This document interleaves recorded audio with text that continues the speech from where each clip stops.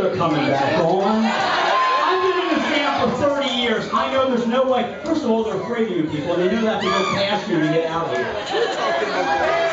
While they're gone, I'm going to tell a story. Somebody threw a cigarette at me and it hurt. Here, take that. Anybody here ever been to Newton, Massachusetts? By the way, I'm always one story away from getting fired. If they can find somebody else who knows the words to Stuart, I'm out of here, okay? So, we're in Newton, Massachusetts, and our friend Sully is having this barbecue. And there's a lot of people there, and I don't have my tin whistle with me. Oh, here goes Dean. Dean, get the picture reaction. But I have a Copeland, which is like the, it's the Stradivarius of tin whistles. They're really, really nice. And I was really, really, really poor when I bought it, and I had to save up. I don't think we like ate, or we just barely, my wife and I barely made rent for a couple months, so I had this tin whistle. I really wanted it. So I've got this fancy tin whistle, and I like to take my tin whistle to like picnics and stuff, so we're having a picnic, and I take it. And there's a woman at the picnic that has a crush on Joe. Now, I understand that 90% of the women here and like 10% of the men have a crush on Joe. Actually, that number may be a little bit skewed because we get a lot of lesbians at our shows.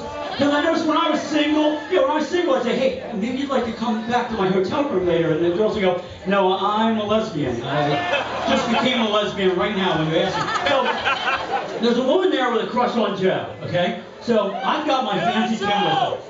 She picks up the tin whistle, which she believes is Joe's, okay? As if it's like a holy relic. Like it had pierced Christ's side. And she goes, Joe, is this your tin whistle? As if like asking like a dolphin, do you live in the water? Because any instrument within 10,000 feet must have been Joe's tin whistle. She's holding it like a holy relic, right? It is like a thorn from Christ's crown. She's like, Joe, I have your tin whistle. And she begins to move it towards her lips. And it gets about this far from her lips, and Joe goes, no, that's Rodney's tin whistle. And she goes, ah!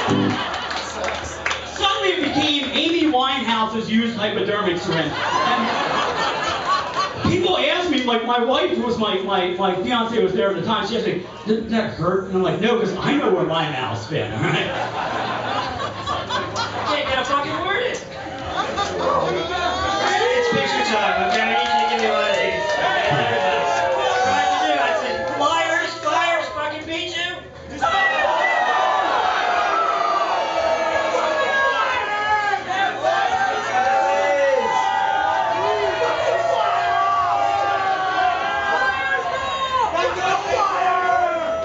We were here many years ago with an opening band called the Two Free Stooges, and they walked out. The person he says, "Hey, it's great here to be in Beantown." You know why I call it Beantown? Because it smells like shit. The audience starts throwing stuff at them, and then they were like, "Hey, how about this Celtics?" And they're like, "Yeah, Lakers are going to kick their asses because they're from LA." And I'm like, you guys really want to die, don't you?